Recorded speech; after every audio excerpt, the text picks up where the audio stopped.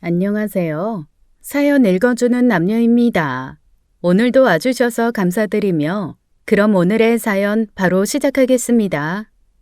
대학 시절의 어느 봄날 어머니께서 돌아가셨습니다. 그때 저는 21살이었어요. 어머니가 떠나신 이후 아버지와 둘이 서로 의지하며 살았죠. 혼자 남겨진 아버지가 걱정되어 학교를 졸업한 후에도 취직해서 곁을 떠나지 않았습니다. 그러다가 30살이 되던 해에 결혼을 하며 출가를 하게 되었죠. 남편은 2살 연상의 남자였어요. 성실하고 다정한 사람이었습니다. 덕분에 평범하고 안정된 삶을 살 수 있었어요. 아버지도 남편을 참 아끼셨어요. 결혼 후에도 남편은 아버지를 자주 챙겼습니다. 두 사람은 바둑을 좋아했기에 자주 시간을 함께 보냈어요. 그 모습이 저는 참 보기 좋았습니다.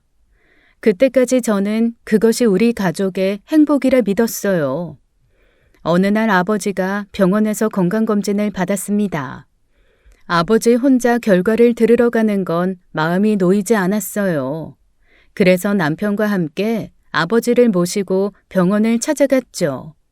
원래 아버지는 젊어서부터 동맥경화와 고지혈증이 있으셨어요. 꾸준히 약을 드시고 계셨죠.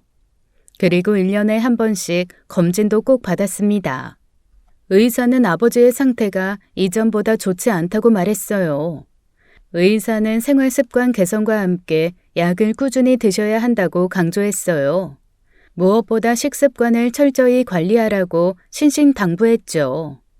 집으로 돌아오는 길에 저는 남편과 상의했습니다. 앞으로 더 자주 아버지를 찾아뵙고 챙겨드리기로 결정했어요.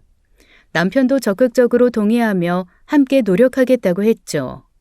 그날부터 저는 매일 아버지께 전화를 드렸습니다. 식사는 무얼 하셨는지, 약은 잘 드셨는지 확인했죠. 틈이 날 때마다 집에도 찾아갔어요. 제가 만든 음식들을 냉장고 가득 넣어두었어요. 남편 역시 회사에서 돌아오면 종종 아버지 집에 들렀습니다. 아버지와 바둑도 두고 산책도 하면서 시간을 보냈죠.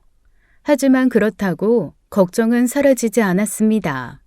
아버지는 늘 웃으며 괜찮다고만 하셨지만요. 저는 밤마다 불안감에 잠을 설쳤어요. 어머니를 잃었던 때의 기억이 자꾸만 떠올랐거든요. 저는 매일 밤 남편에게 물었습니다. 아버지, 괜찮으시겠지?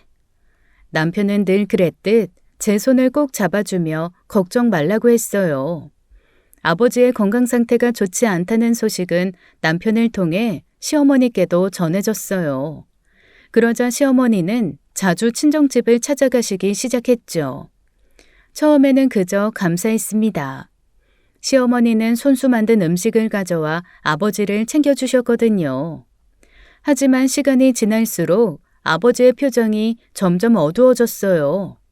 한 번은 아버지가 제게 조심스럽게 말을 꺼냈죠. 지혜야, 사돈댁 어른이 오시는 게 아빠는 불편하다. 놀란 저는 이유를 물었죠. 아버지는 잠시 머뭇거리시다 어렵게 입을 열었습니다. 집에 오시면 자꾸만 이것저것 살펴보시더라. 처음엔 그냥 궁금하셔서 그런가 싶었는데 요즘엔 뭐 이상한 질문도 하시고. 질문? 무슨 질문을 하시는데? 대놓고는 아니지만 작게는 이 집은 작아냐, 땅은 얼마나 되냐 이런 것들 물어보더니 최근에는 예금이 얼마인지 그런 것까지 묻더구나. 이거야 원 듣고 있자니 불쾌하기도 하고. 시어머니가? 뭐야. 그런 걸 왜 묻는데. 난 전혀 몰랐는데. 미안해, 아빠. 내가 그만 방문하시라고 잘 말씀드려볼게요. 특히 최근에는 더 노골적으로 물으셔서 무척 민망하셨다고 했죠. 아버지 말씀에 저는 당황스러웠어요. 저는 아버지께 일단 제가 알아서 처리하겠다고 약속했죠. 아버지의 말씀이 자꾸만 마음에 걸렸습니다. 시어머니가 설마 그런 의도는 아닐 거라 생각했어요. 저는 시어머니께 조심스럽게 말을 전하기로 마음먹었죠. 어느 날 저는 시어머니와 단둘이 마주 앉았습니다. 돌려서 표현했어요. 어머니, 그동안 친정아버지 많이 챙겨주셔서 정말 감사했어요. 그런데 이젠 저희가 더 자주 찾아뵙고 돌봐드릴 테니까 어머니께선 굳이 번거롭게 가시지 않으셔도 돼요. 얘가 왜 그래? 사돈 어르신 혼자 계시는데 내가 자주 들여다봐야지. 너 너무 부담 갖지 마라. 하지만 시어머니는 제 말을 제대로 이해하지 못했습니다. 오히려 더 적극적으로 자기 행동을 설명했어요. 지혜야, 난 그냥 혼자 사시는 바깥사돈이 걱정돼서 챙겨드리는 거야. 혼자 계시면 얼마나 적적하고 외로우시겠니? 같은 가족인데 그 정도야 당연히 해야 하는 거 아니겠어? 그 다음 날 시어머니는 아무렇지도 않게 또 아버지 집을 방문했어요. 저는 시어머니가 친정 아버지 집에 방문한 걸 그날 저녁에야 알았습니다. 아버지는 또다시 불편한 마음을 토로하셨어요. 저는 결국 남편과 상의해봤지만 남편도 곤란해했죠. 남편이 직접 시어머니께 말씀드려보겠다고 했지만 저는 말렸어요. 괜히 가족 간의 감정이 틀어질까 우려가 되었거든요. 그런데 참다 못한 아버지가 직접 나섰습니다. 아버지는 시어머니에게 더는 방문하지 말아달라고 정중히 말씀드렸다고 했어요. 저는 아버지가 얼마나 불편하셨으면 그러셨을까 그 마음이 이해가 되었죠. 하지만 시어머니는 아니었어요. 예, 너희 아버지 정말 유별나고 이상한 양반이다. 혼자 쓸쓸하게 사는 거 안타까워서 내가 일부러 찾아가서 챙겨줬더니만. 뭐? 어디서 배은망덕하게 오지 말라느니 난리야? 사람이 어떻게 그따위로 고마운 줄도 모르고 감사를 모르니? 응? 어머니, 배은망덕이라뇨. 말씀이 좀 지나치세요. 솔직히 말씀드릴까요? 어머니가 왜 자꾸 아버지 집 재산이 얼마나 되는지 조사하시는 거예요? 아버지가 얼마나 불쾌하셨으면 그렇게 말씀하셨겠어요. 아니, 그게 뭐가 문제냐? 네 아빠 죽으면 그 재산 결국 다 우리 집으로 넘어오는 거잖니. 그래서 미리 알아보는 게 뭐가 그렇게 나쁘다고 그러는 거야? 나도 알아야 어디에 쓸지 배분을 하면서 준비를 하지. 네? 그 말을 듣자마자 저는 참을 수 없는 분노가 일었습니다. 대체 저게 무슨 말도 안 되는 소리인가요? 어머니, 무슨 말씀을 그렇게 하세요? 우리 아버지 건강하게 오래오래 사실 거예요. 그런데 왜 벌써부터 아버지 재산 받을 생각을 하시는 거죠? 그리고 정말 이해가 안 가는데 아버지 재산, 그게 대체 왜 어머니 재산이에요? 말도 안 되는 소리 하지 마세요. 제가 흥분해 격하게 반응하자 시어머니는 오히려 목소리를 높였습니다. 더 뻔뻔한 말을 이어갔죠. 가족끼리인데 네 아버지 재산이면 결국 내 돈도 되는 거 아니니? 그리고 사람 일 어떻게 알아? 오래 사실지 내일이라도 당장 돌아가실지 네가 어떻게 알아? 어머니, 말씀이 너무 지나치신 거 아니에요? 그런 식이면 어머니도 언제 어떻게 되실지 모르잖아요. 그런 끔찍한 소리를 어떻게 아무렇지 않게 하세요? 결국 저는 참지 못하고 소리를 질렀습니다. 전화를 끊고 나서도 분노가 가시지 않았어요. 이 사실을 알게 된 남편도 황당해하며 시어머니께 직접 전화를 했죠. 어머니, 도대체 지혜한테 무슨 말씀을 하신 거예요? 장인어른 재산이 왜 어머니 돈이에요? 그리고 건강하게 살아계신 장인어른한테 당장 내일이라도 돌아가실지 모른다고요? 저 어머니한테 정말 많이 실망했습니다. 지금 당장 지혜한테 전화해서 진심으로 사과하세요. 하지만 시어머니는 이후 제게 일절 연락이 없었습니다. 당연히 사과도 없었죠. 원래 저런 사람이었나 싶어 정말 황당했어요. 남편이 한동안 제 편을 들어주며 저를 위로했습니다. 그런 남편이 있었기에 겨우 진정할 수 있었죠. 하지만 그날 이후로 저는 깊은 속상함을 지울 수 없었습니다. 그로부터 며칠 뒤 아버지가 집에 오셨어요. 근처에서 친구를 만나고 돌아가시는 길에 잠깐 들렀다고 하셨죠.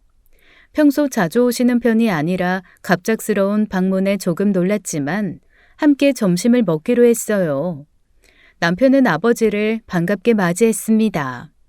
식사를 마친 후 두 사람은 늘 그렇듯 바둑 앞에 앉았어요. 차를 준비하며 두 사람의 모습을 지켜보는데 아버지가 갑자기 남편을 바라보며 진지한 목소리로 말씀하셨습니다. 자네, 나는 이제 믿을 사람이 자네뿐이네.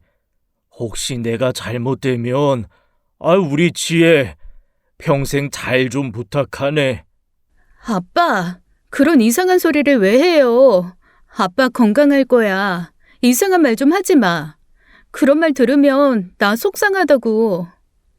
괜히 그런 말씀을 하시는 아버지가 속상했습니다. 그런 제 표정을 알아챈 남편이 농담을 던져 어색함을 풀어주었죠. 장인어른, 지혜 걱정 마세요. 제가 평생 업고 다닐 테니까요. 대신 지혜가 무거워지면 저 책임 못 집니다. 그날 저녁엔 셋이서 외식을 하기로 했어요. 오랜만에 아버지가 좋아하시는 한정식 집으로 향했습니다.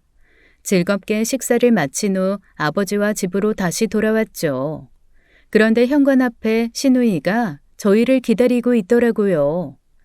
아가씨, 연락도 없이 갑자기 무슨 일이에요? 무슨 일 생기셨어요? 성희야, 무슨 일이야? 이 시간에 갑자기 찾아오고 무슨 급한 일이라도 있는 거야? 사돈 어르신, 안녕하세요. 사돈 처녀 잘 지냈지요? 네, 저 오빠한테 부탁할 게 있어서 왔는데 죄송해요. 사돈 어르신 계신 줄 알았으면 다음에 올 걸 그랬어요. 새언니 미안해요. 너무 급해서 연락할 정신이 없이 왔네요. 부탁이요? 무슨 부탁인데요? 이렇게 급하게 오셔서. 난 괜찮으니 일단 들어와요. 그래, 일단 안으로 들어와. 들어가서 이야기하자. 그래, 고마워. 정말 기니 할 말이 있어서 그래. 일단 신우이를 집으로 들어오게 했습니다. 무슨 할 말이 있는지 물어보았죠. 그러니 신우이가 다짜고짜 울기 시작하는 거예요. 그것도 돈을 빌려달라면서요. 그 자리에 친정아버지도 함께 계셔서 상황이 난처했어요. 저와 남편은 일단 신우이를 진정시키려고 노력했죠.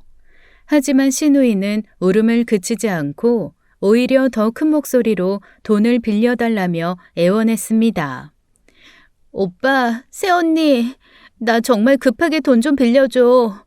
이렇게 찾아오는 거 나도 정말 싫었는데 지금은 아무한테도 부탁할 곳이 없어. 제발 이번 딱 한 번만 도와줘. 오빠, 제발 나 좀 살려줘. 성희야, 너 왜 이래 갑자기? 무슨 일인데? 진정부터 하고 천천히 말해봐. 일단 좀 앉아보세요. 뭐가 그렇게 급하신데요? 울지 마시고요. 네? 그때 아버지가 신우이에게 차분히 말했어요. 대체 무슨 일인지 일단 들어보자고요. 신우이는 어렵게 입을 열었습니다. 오빠, 내가 하는 옷가게가 지금 완전히 망하게 생겼어.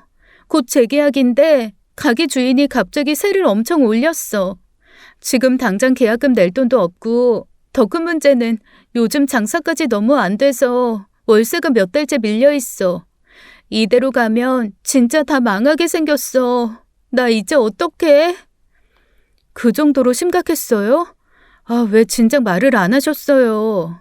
진작이고 뭐고, 그런 일이라면 나한테 전화를 먼저 했었어야지. 이게 무슨 짓이야? 신우이는 눈물을 흘리며 돈이 꼭 필요하다고 제게 돈 좀 빌려달라고 했죠. 남편은 신우이 말에 매우 당황해하며 그리고 불쾌해했습니다. 장인어른 앞에서 저런 행동을 하는 동생이 불편했던 거죠. 너 지금 장인어른도 계시는데 뭐 하는 거야? 장사가 그렇게 안 되면 진작 접었어야지. 지금 여기가 어디라고 찾아와서 이렇게 소란을 피워. 그것도 이 늦은 시간에. 오빠, 내가 가게를 접으면 서우랑 나는 앞으로 어떻게 살아? 먹고 살 길이 없으니까 이러는 거잖아. 오빠가 그렇게 매정하게 말하면 난 어떡하라고. 신우이는 이혼 후 혼자서 8살 아들 서울을 키우고 있었어요. 돈이 궁에 궁지에 몰려 저를 찾아온 마음이 이해가 안 가는 것은 아니었지만 저는 이상하게 신우이가 수상했습니다. 돈을 빌려달라고 눈물을 쏟으면서도 은근슬쩍 아버지를 힐끔거리는 게 영 수상했어요. 뭔가 바라는 듯한 느낌이었죠. 일단 신우이에게 차분하게 말했습니다. 아가씨, 일단 오늘은 너무 갑작스러우니까 조금만 시간을 주세요. 돈 빌려드리는 문제는 남편이랑 상의하고 저희도 찬찬히 고민해보고 말씀드릴게요. 지혜야, 고민할 필요도 없어. 우리도 지금 당장 여유가 없어서 돈 빌려줄 상황 아니야. 성희야, 미안한데 이건 도와주기 힘들겠다. 어떡해. 나 이제 진짜 끝이야. 나 어떡하라고. 오빠마저 이러면 난 이제 정말 방법이 없다고. 때 부리지 마. 그런다고 해결되는 거 아니야. 신우이는 그 자리에서 주저앉아 오열하기 시작했습니다. 거실에는 신우이의 울음소리만 크게 울렸죠. 그때 아버지가 천천히 나서서 신우이에게 말을 걸었습니다. 아버지는 차분한 목소리로 신우이를 달랬어요. 사돈처녀, 울지 마요. 지혜야, 아무래도 사돈처녀가 많이 곤란한 상황 같은데 내가 큰 돈은 아니어도 조금이라도 도와줘야겠다. 사돈처녀, 일단 마음부터 진정해요. 아빠. 사돈처녀도 가족인데 어려울 때 도와야지. 괜찮다, 지혜야. 장인어른, 죄송합니다. 괜찮다니까. 사돈 어르신, 감사합니다. 정말 감사해요. 신우이는 그 말을 듣자마자 표정이 완전히 달라졌어요. 조금 전까지 울며 매달리던 모습은 온데간데 없이 갑자기 얼굴에 웃음을 띠더군요. 저는 그 모습을 보면서 마음이 편치 않았습니다. 무척이나 기분이 찜찜했죠. 옆에서 그 모습을 지켜보던 남편 표정도 어두워졌고요. 결국 아버지는 신우이에게 적지 않은 금액을 빌려주기로 하셨습니다. 그때 저는 그냥 넘어갈 수 없다고 생각했어요. 아빠, 가족 간이라도 돈 거래는 확실히 해야 나중에 서로 얼굴 붉히는 일 없어요. 그래서 말인데 차용증은 써두는 게 좋겠어요. 아가씨, 괜찮으시죠? 네? 차용증이요? 그래, 그건 지혜 네 말이 맞다. 사돈처녀, 너무 서운하게 듣지 말아요. 뭐 어차피 이자도 안 받고 할 테니까 차용증 하나 써도 괜찮겠지요? 아, 네, 그렇게까지 하신다면야. 알겠어요. 써드릴게요. 그때 신우이 표정이 무척 좋지 않았습니다. 아버지 앞에서는 어쩔 수 없었는지 마지못해 알겠다고 답했지만 저를 바라보는 신우이의 눈빛은 차갑기 그지 없었거든요. 하지만 저는 신경 쓰지 않았어요. 이런 부분은 반드시 짚고 넘어가야 한다고 생각했으니까요. 며칠 후 시어머니께 전화가 왔습니다. 저번에 전화로 대판 싸우고 처음 온 연락이었기에 달갑지 않았어요. 받을까 말까 망설이다가 전화를 받았죠. 왜 이렇게 전화를 늦게 받니? 전화를 받자마자 시어머니가 날카롭게 소리를 지르셨죠. 지혜야, 너 도대체 무슨 생각으로 그러는 거야? 네? 무슨 말씀이세요, 어머님? 뭐긴 뭐야.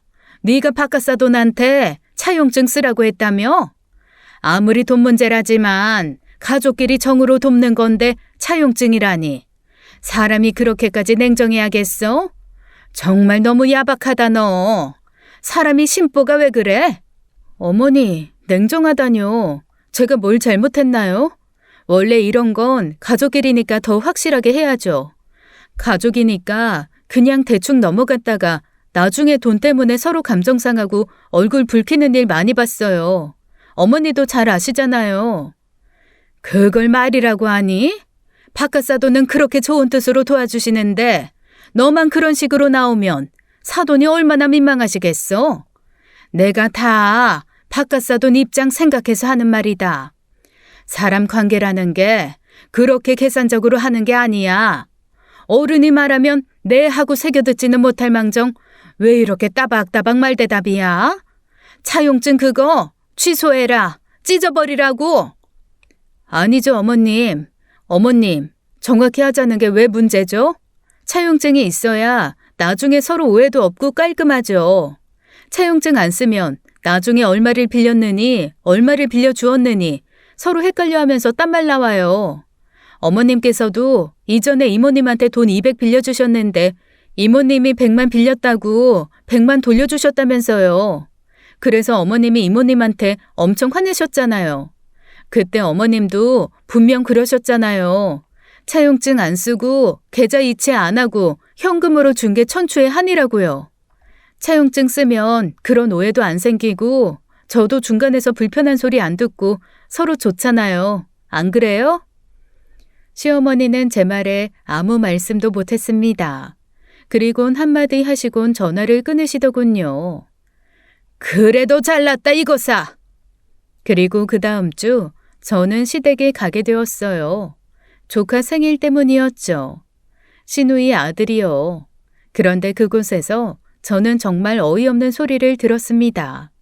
시누이가 제가 시댁에 도착한 줄도 모르고 시어머니에게 떠드는 소리였어요. 엄마, 솔직히 사돈 어른이 도와주신다고 해서 기대 엄청 했거든? 근데 진짜 쥐똥만하게 도와주더라. 와, 진짜 배포가 아주 목이 오줌만해. 겨우 이 정도 줄 거였으면 그냥 안 빌려주는 게 낫지 않아? 액수가 너무 작아서 뭐 어떻게 써볼 엄두도 안 나더라. 이 돈 갖고 뭘 어쩌라고. 참나, 장난치는 것도 아니고. 도와준다고 큰 소리는 다치고는 겨우 이 정도밖에 못 내놓으면 어떡해? 참 서로 민망하게 만드시는 재주가 있어. 그것도 재주라면 재주다. 진짜 어른이면 좀 통 크게 팍팍 도와줘야지. 이렇게 쥐꼬리만한 돈으로 생색 내면 뭐 기분 좋나? 자기 기분만 좋겠지. 참나. 그 양반이 보기보다 쫌생인가 보다. 정말 화가 치밀었어요. 물에 빠진 사람 구해줬더니 이게 뭔 막말입니까? 당장이라도 한마디 하려는 찰나 남편이 저보다 먼저 나섰죠. 야, 김성희! 엄마야, 깜짝이야. 오빠? 새언니, 언제 왔어요? 아이고, 깜짝이야. 얘 이거사, 애 떨어지겠다. 김성희, 너 방금 뭐라고 했어? 뭐? 쥐꼬리? 요즘 쥐꼬리는 그렇게 기냐? 5천이 적어? 장인어른이 네 사정 딱 해서 도와주신 건데 뭐가 어쩌고 좋지? 액수가 적어서 민망하다고? 야, 너 그렇게 불만이면 당장 그 돈 내놔. 아무도 너 보고 그 돈 빌려가라고 매달린 적 없어. 인간이 어떻게 감사함을 몰라? 당장 그 돈 돌려놔. 감사함을 모르는 너 같은 건 자격 없어. 네 혼자 해결해. 오빠, 미안해. 내가 미쳤나 봐. 순간적으로 돈 걱정 때문에 너무 예민해져서 실수한 거야. 내가 잘못했어. 진짜로. 다시는 이런 말 안 할게. 정말 미안해, 오빠. 야, 김성희. 나한테 사과하지 말고 지혜한테 제대로 사과해. 지금 너 궁지에 몰렸을 때 유일하게 도와주신 분이 지혜 아버님이야. 너한테는 은인인 사람이라고. 지금 지혜가 얼마나 민망하고 얼마나 화났겠냐. 너 지금 당장 지혜한테 제대로 사과 안 하면 다시는 내 얼굴 볼 생각도 하지 마. 새언니, 정말 미안해요. 내가 너무 급해서 순간 정신이 나갔었나 봐. 알잖아요. 나 자주 미치는 거. 미안해요, 새언니. 아버님이 도와주신 거 진짜 고맙게 생각할게요. 아, 미친년. 정말 내가 미친년이지. 내가 너무 막말했어요. 정말 진심으로 미안해요. 앞으로 다시는 이런 일 없을 거야. 한 번만 용서해줘요. 아마 남편이 아니었으면 저는 그날 시누이와 한판 싸웠을지도 몰라요. 계속된 시댁 식구들과의 마찰로 스트레스가 이만저만이 아니었어요. 하지만 이 사건들은 앞으로 제게 벌어질 일들의 전초전에 불과했죠. 그로부터 한 달이 지났을 무렵이었습니다. 친정 아버지가 돌아가셨어요. 연락을 안 받으셔서 집에 찾아갔다가 침대에 누워서 돌아가신 아버지를 발견했죠. 의사 말에 의하면 심장마비라고 하더라고요. 저는 온전히 정신을 차릴 수가 없었습니다. 말 그대로 그냥 미친 사람처럼 있었어요. 도저히 믿을 수가 없었어요. 내가 아버지를 모셨다면 상황이 달라지지 않았을까 하는 자책을 하루에 수백 번씩 한 것 같아요. 장례를 치르는 내내 현실감이 없었습니다. 장례식장에는 시댁 식구들도 찾아왔어요. 남편과 시어머니, 시누이까지 모두 슬픔을 표하며 눈물을 보였죠. 특히 남편은 매우 슬퍼하는 모습을 보였습니다. 남편은 제 곁을 떠나지 않고 계속 위로를 했어요. 그 덕에 저는 겨우 정신을 붙들고 있을 수 있었죠. 장례식이 진행되는 동안에도 시댁 식구들은 적극적으로 도왔습니다. 그 모습에 저는 잠시나마 감사한 마음이 들었어요. 그렇게 정신없는 시간이 지나고 장례식을 무사히 마쳤습니다. 하지만 집으로 돌아온 순간부터 저는 큰 슬픔과 허탈함에 빠져 있었어요. 갑자기 아버지를 잃었다는 사실이 너무나 고통스러웠죠. 그렇게 아무것도 할 수 없는 상태로 집에 누워 있는데 전화가 걸려왔습니다. 시어머니였어요. 지혜야, 얼마나 마음이 아프니? 아이고, 애통해라. 갑자기 바깥사돈 이렇게 떠나시고 너 혼자 얼마나 힘들고 외로웠겠어. 나도 가슴이 너무 아프고 그냥 매일이 눈물만 자꾸 나더라. 그래도 이럴수록 더 강하게 마음먹고 잘 이겨내야 한다. 네 옆에 우리가 있잖니. 내가 네 엄마 대신으로 옆에서 끝까지 지켜줄 테니까 너무 혼자 끙끙 앓지 말고 언제든지 나한테 기다렴. 네가 마음 잡을 때까지 내가 절대 떠나지 않고 네 곁에 있어줄 거다. 아이고, 주책맞게 또 눈물이 나네. 어머니, 감사해요. 제가 괜히 어머니께 친정집에 가지 말라고 했어요. 차라리 어머니가 계속 아버지 집에 드나드셨으면 이렇게 갑자기 혼자 돌아가시진 않았을 텐데. 제가 다 잘못했어요, 어머니. 얘가 왜 이러니? 그런 자책하지 마라. 네 잘못이 절대 아니다. 원래 인생이란 게 그렇단다. 누구 탓도 할 수 없는 거야. 그러니 자책하지 말고 어서 기운 차려야지. 알았지, 우리 지혜? 시어머니와의 위로 통화를 마친 후 저는 멍하니 핸드폰 화면을 바라봤습니다. 그런데 통화 종료가 안 되고 영상이 갑자기 켜졌어요. 아마도 통화를 끝내려던 시어머니가 실수로 영상통화 버튼을 누른 것 같았습니다. 저는 조용히 종료 버튼을 누르려다가 이후 들려오는 시어머니 목소리에 그만 얼어붙고 말했어요. 아유, 그 영감탱이 이제야 죽었네. 잘 죽었다. 이제 다 속이 다 시원하다. 엥. 엄마도 참 연기도 잘해. 방금 전까지 그렇게 눈물 흘리더니 참나. 아무리 그래도 잘 죽었다가 뭐냐? 시끄러 이거사. 그 양반이 죽어라. 우리도 숨 좀 쉬지. 안 그래? 시어머니 핸드폰이 어디에 걸쳐져 있는 것인지 화면이 거꾸로 되어 잘 안 보였지만 시어머니 영상통화 화면 안에는 시어머니와 시누이가 보였습니다. 서로 웃으며 소주잔에 부딪히고 있었죠. 그런데 그때였어요. 영상에는 잘 안 보이지만 다른 한 명이 더 있었습니다. 맞아요. 남편이었어요. 그래도 엄마 좋은 곳 가시라고 해줘. 장인어른이 나한테 얼마나 잘해주셨는데 말이야. 아유, 장인어른 부디 좋은 곳 가십시오. 자자, 우리 돌아가신 장인어른을 위해서 건배! 이제 그 영감탱이 죽었으니 드디어 그 영감 재산 다 우리 거 아니냐? 앞으로 편하게 살겠네. 편하게 살아. 그러게 말이야. 아, 요즘 돈 때문에 너무 쪼달렸는데 이제 돈 걱정은 안 해도 되겠다. 아우, 이제 정말 살만하겠어. 오빠, 잘 들어봐. 이제부터 오빠가 지혜만 잘 조종하면 돼.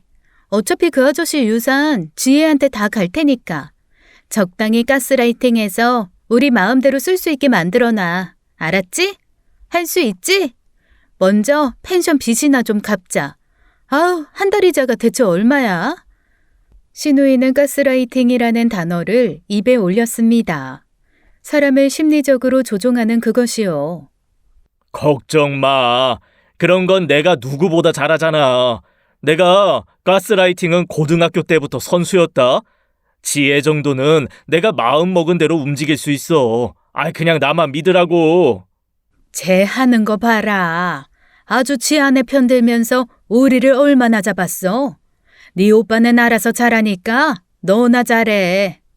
하긴 잘하긴 하더라. 오빠 아주 미친 듯. 저번에 나한테 막 화낼 때 너 진짠 줄 알았잖아. 이참에 연기 쪽으로 나가봐. 대박 칠 듯. 그럴까?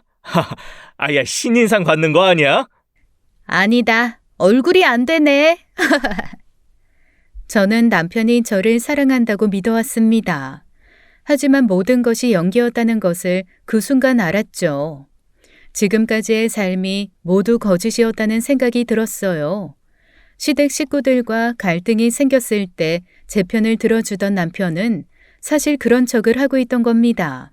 영상 속 세 사람은 제가 그 장면을 보고 있다는 사실을 전혀 몰랐어요. 저는 손이 떨리는 것을 겨우 참고 천천히 통화 종료 버튼을 눌렀습니다. 이 인간들이 제가 모든 것을 들었다는 것을 눈치 못 채게요.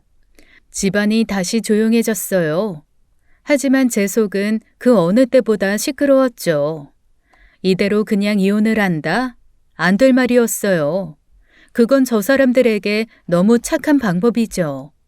다음 날 아침 남편은 아무 일 없다는 듯이 저에게 다가왔습니다.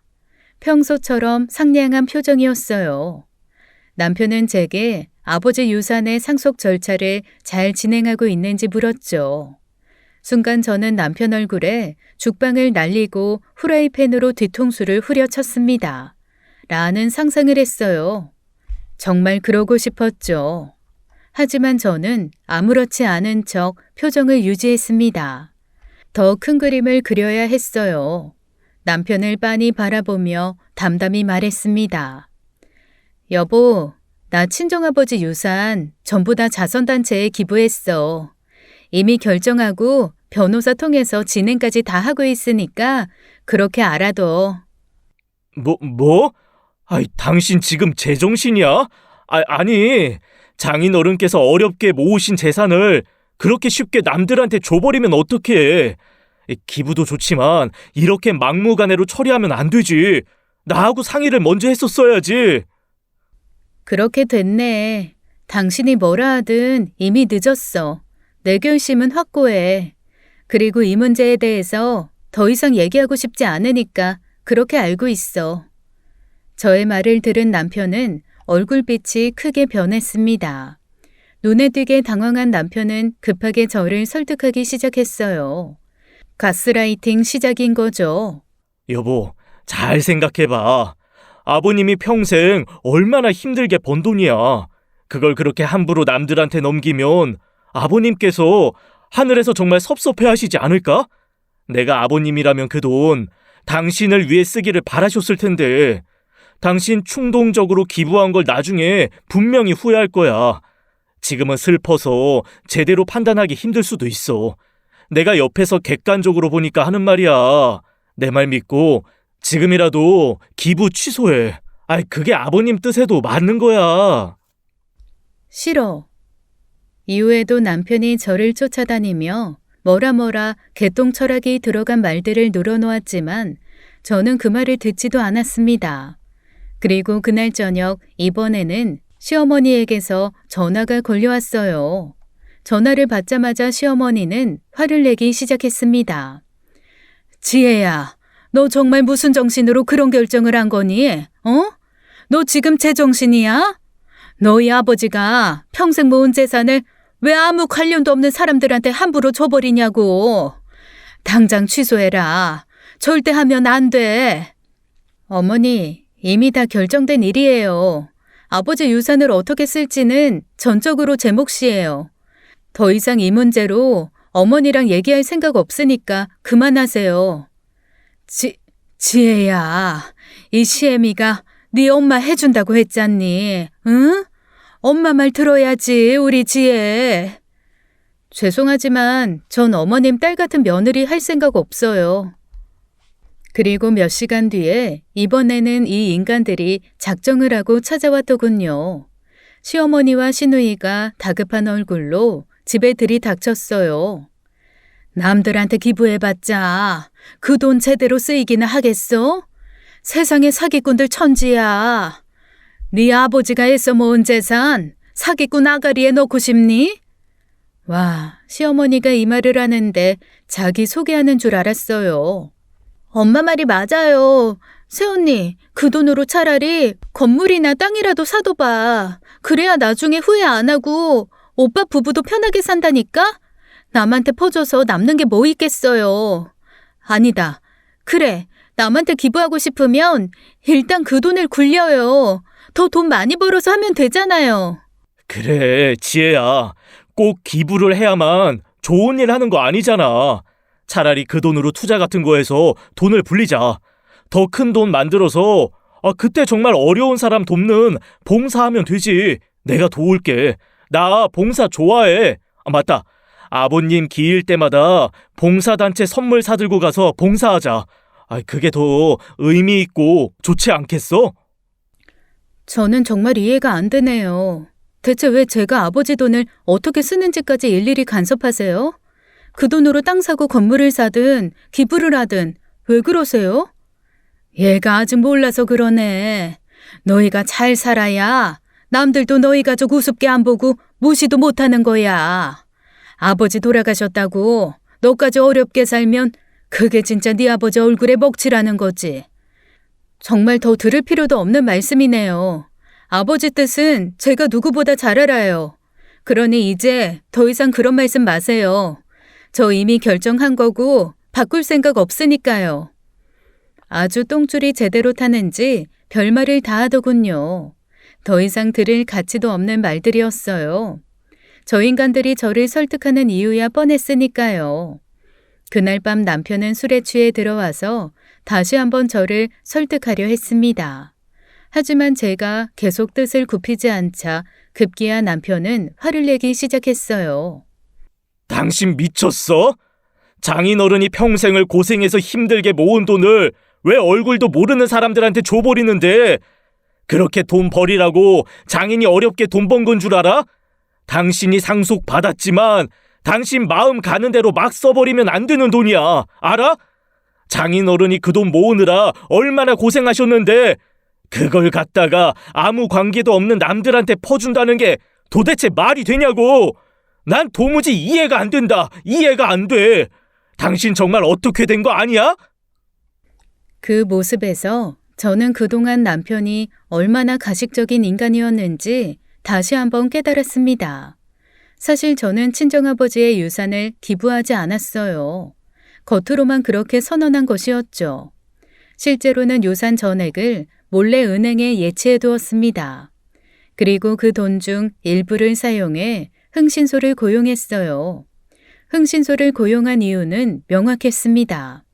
남편과 시어머니가 운영하는 가족 사업인 펜션 사업의 실태를 조사하기 위해서였죠.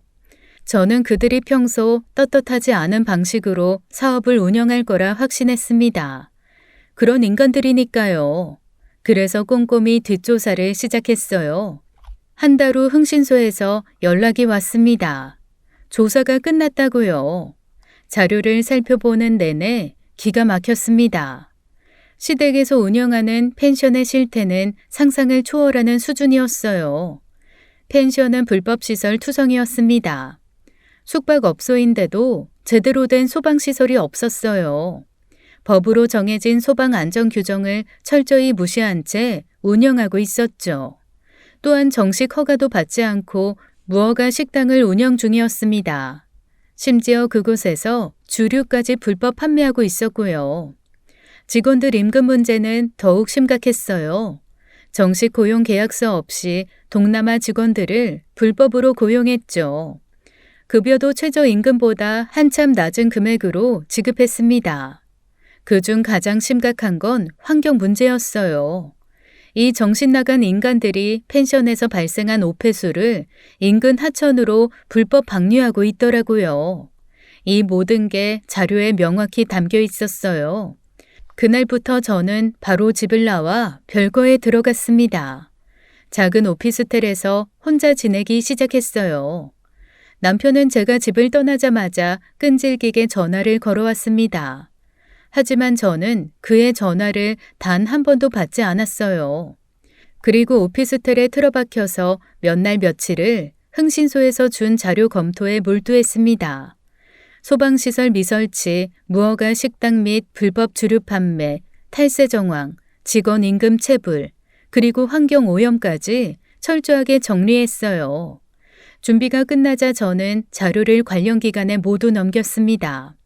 경찰청, 국세청, 노동청, 그리고 환경청까지 총동원해서 각 기관에 정식으로 고발장을 제출했어요. 며칠 뒤 제가 제출한 자료를 바탕으로 기관들이 합동으로 펜션에 대한 대대적인 수사를 시작했죠. 시댁 식구들은 전혀 예상하지 못한 갑작스러운 단속에 크게 당황해 하는 듯 했습니다. 남편과 시어머니, 시누이 모두 일제히 제게 미친 듯이 연락을 했거든요. 하지만 저는 그 전화들 다 무시했어요. 신고를 마치고 한 달간 해외로 떠나버렸죠. 그리고 한국으로 돌아오고 얼마 지나지 않아 조사 결과가 나왔습니다. 예상했던 것보다 더 심각한 수준이었어요. 펜션은 소방시설 미설치로 당장 영업 정지 처분을 받았습니다. 불법으로 운영하던 식당과 주류 판매 역시 중단되었고요. 막대한 벌금이 부과되었다고 하더군요. 또한 국세청에서는 대대적인 세무조사를 예고했고요. 세금 문제도 탈탈 털린 것은 불을 보듯 뻔했어요. 상황이 걷잡을 수 없게 악화되자 남편과 시어머니는 필사적으로 저에게 연락을 시도했습니다. 제가 전화도 받지 않으니 아마 미칠 것 같았겠죠. 저도 직접 대면해서 죽으려고 하는 이 인간들 얼굴을 보고 싶었지만 참았습니다. 저보다 이 인간들이 더 답답해 할 테니까요. 시댁 펜션의 가장 큰 문제는 오폐수 처리 시설과 소방 시설이었어요. 벌금이야 내면 그만이고 세금 문제도 분할 납부를 하든 뭘 하든 사업장 운영과는 상관이 없었으니까요. 하지만 폐수 시설과 소방 시설은 달랐습니다. 그걸 설치하기 전에는 펜션 운영이 불가했죠. 펜션을 다시 운영하려면 소방시설과 오폐수 처리시설을 새로 설치해야 했어요. 그 비용이 엄청나 당장 마련할 수 있는 상황이 아니었던 것이죠. 남편은 제게 하루에도 수십 번씩 전화를 걸었습니다. 급하게 메시지도 여러 번 남겼죠. 지혜야, 제발 연락 좀 해줘. 네가 집 나가고 이렇게 아무 소식 없으니까 내가 미칠 것 같아. 일단 만나서 얘기 좀 하자. 지혜야, 내가 잘못했어. 너한테 화낸 거 정말 미안해. 내가 다 잘못했다니까 제발 전화 좀 받아줘. 이지혜, 너 진짜 이럴 거야? 아무리 화가 나도 그렇지 어떻게 연락 한 통이 없냐? 사람 무시하는 거야, 뭐야? 당장 전화 안 해? 너 지금 사람 가지고 노는 거야? 적당히 해야지. 계속 이러면 나도 가만 안 있어. 모든 메시지도 다 씹어버렸습니다. 그러다가 제가 아버지 집 정리 문제로 비어있는 아버지 집에 갔을 때였어요. 그곳에서 대기를 하고 있던 남편과 시어머니와 딱 마주하게 된 겁니다. 설마 여기까지 와서 저를 기다리고 있을 줄은 저도 몰랐어요. 지혜야, 아니 너 대체 왜 갑자기 집을 나가고 연락을 끊은 거야? 이유가 뭐든 말을 해야 알지 않겠어? 내가 얼마나 걱정했는지 알아? 그러게 말이다, 얘야. 부부 사이에 오해가 생겼으면 대화를 해야지. 이렇게 잠수 타면 해결이 되겠니? 서로 대화부터 해야지. 두 분 다 그런 얘기 필요 없으니까 여기서 기다린 진짜 용건이나 빨리 말하세요. 사실 내가 운영하는 펜션 사업이 지금 많이 어려워. 갑자기 장사도 안 되고 투자금도 묶여서 지금 빚더미야. 도저히 우리 힘으로 해결이 어려워서. 그래, 지혜야. 이러다가 집도 펜션도 다 날릴 지경이야.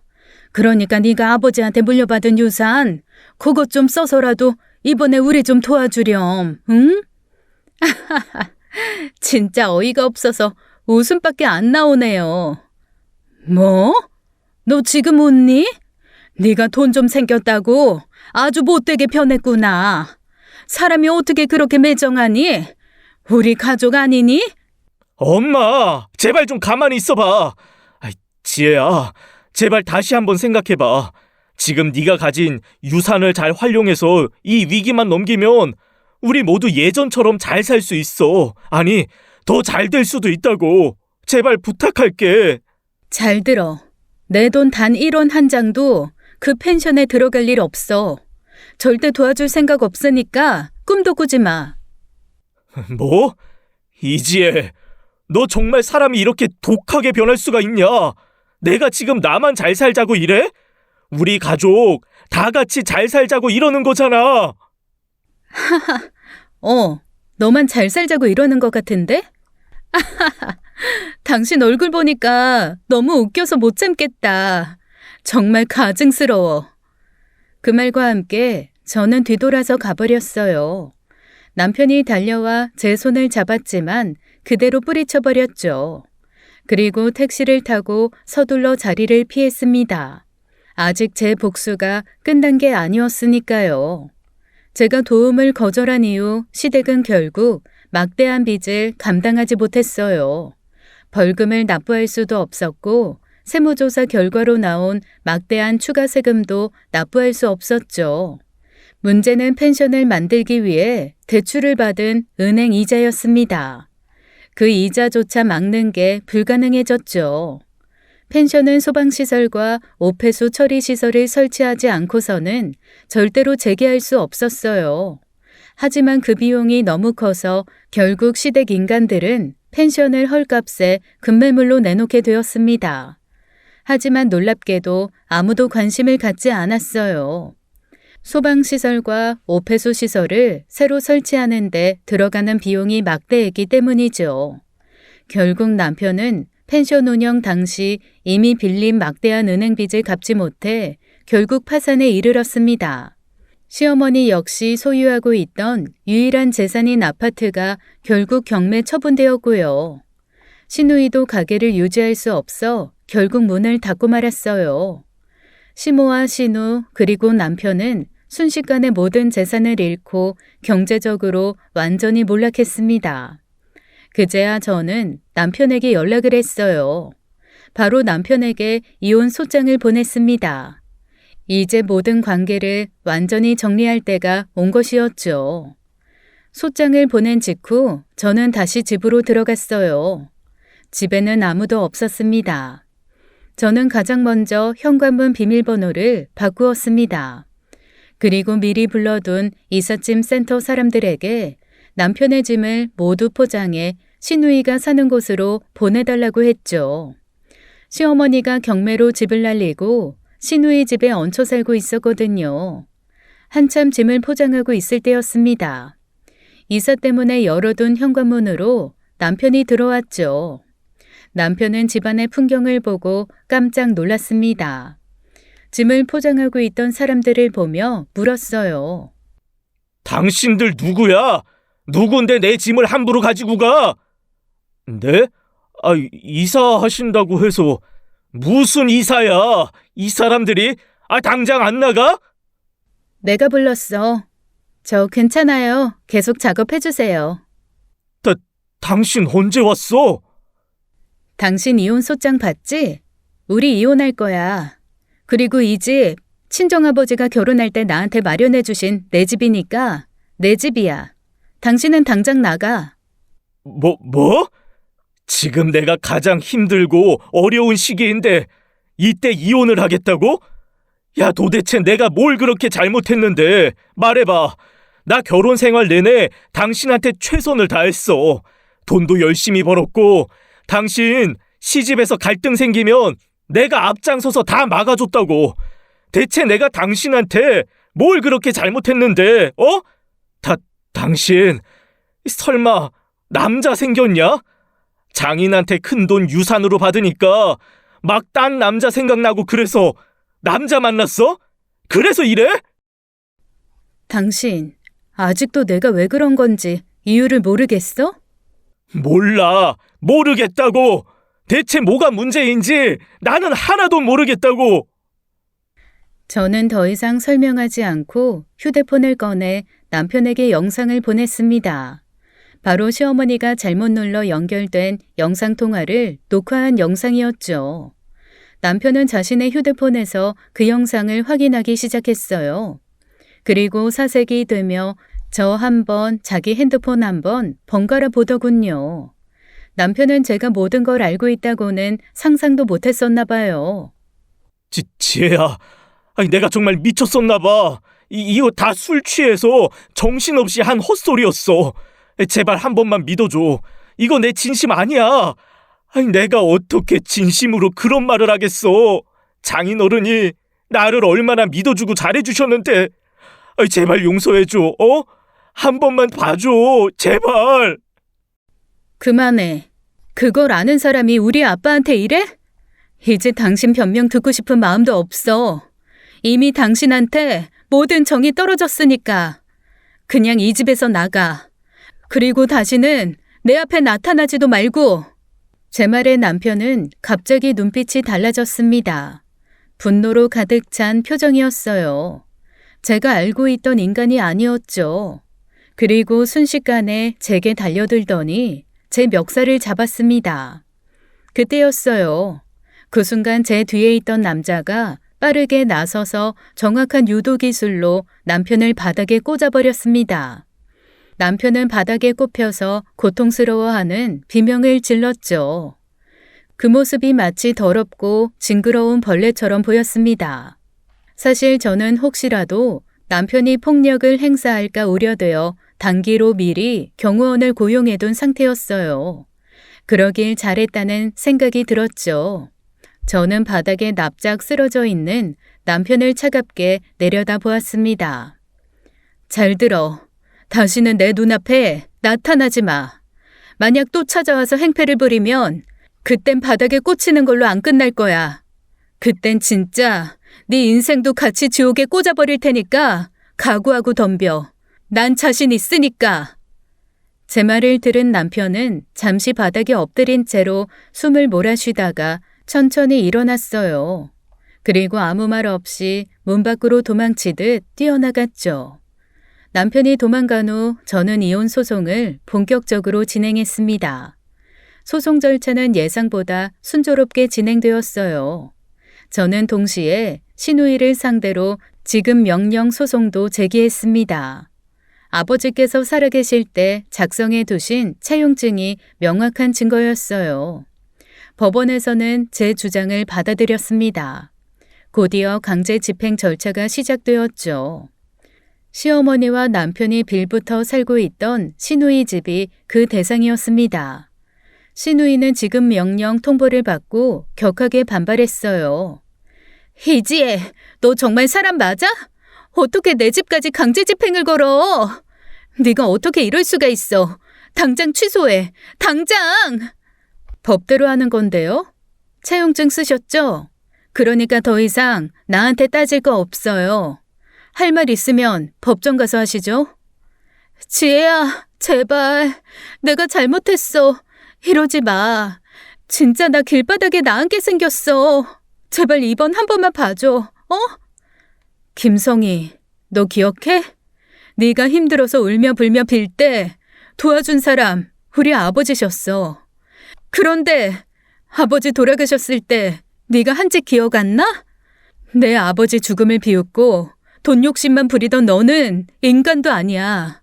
너 같은 사람이 감히 우리 아버지 돈을 써? 웃기지 마. 너한테는 아버지 돈 1원 한 장도 아까워. 시누이가 반항을 했지만 별 소용 없었어요. 며칠 뒤 시누이는 어떻게 마련했는지 제 계좌로 돈을 입금하더군요. 뭐 남편과 시어머니가 합심해서 사채를 썼는지 뭐 했는지는 관심 없었습니다. 뭐가 되었던 앞으로 그 인간들이 감당하겠죠. 남편과 이혼을 마무리한 뒤 저는 제주도로 향했습니다. 아버지가 생전에 좋아하셨던 곳이었어요. 바닷가 근처 작은 마을을 조용히 걷다 보니 오래된 사진관 앞에서 우연히 낯익은 사진 한 장이 눈에 들어왔습니다. 아버지와 제가 함께 찍었던 사진이었어요. 저는 사진 앞에서 한동안 움직이지 못했습니다. 그리움과 후회가 동시에 밀려왔죠. 한참을 서 있다가 저는 문득 마음을 다잡았습니다. 이제부터는 아버지의 유산을 더욱 뜻깊게 사용해야겠다고 다짐했죠. 그날 이후 저는 작은 장학재단을 설립하기로 결정했어요. 재단 이름은 아버지의 이름을 따서 짓기로 했고요. 재단을 통해 어려운 형편의 학생들에게 장학금을 지원했습니다. 그것이 아버지가 바라셨던 일이기도 했으니까요. 저는 일을 하며 하루하루 바쁘게 살고 있어요. 잡생각이 안 들도록요. 그리고 하루하루 보람을 느끼고 있죠. 그렇게 몇 년의 시간이 흘렀습니다. 어느 날 우연히 전 지인을 통해 남편의 소식을 듣게 되었어요. 전 남편과 시댁 식구들은 여전히 펜션 사업 실패로 인해 떠안은 막대한 빚에서 벗어나지 못하고 있었습니다. 경제적 어려움에서 헤어나지 못한 채 힘든 삶을 살아가고 있다는 소식이었어요. 하지만 저는 그 이야기를 듣고도 특별한 감정이 들지 않았습니다. 이미 오래전에 그들에 대한 관심을 완전히 끊어냈기 때문이죠. 이제 저는 오롯이 저 자신만을 위한 삶을 살기로 결심했습니다. 매일 저녁 저는 하늘에 계신 아버지를 떠올리며 다짐했어요. 하늘에 계신 아버지께 부끄럽지 않은 자랑스러운 딸로 살아가겠다고요. 지금까지 사연 읽어주는 남녀였습니다. 끝까지 시청해주신 여러분 감사드리며 저희는 다음 사연으로 돌아올게요. 감사합니다.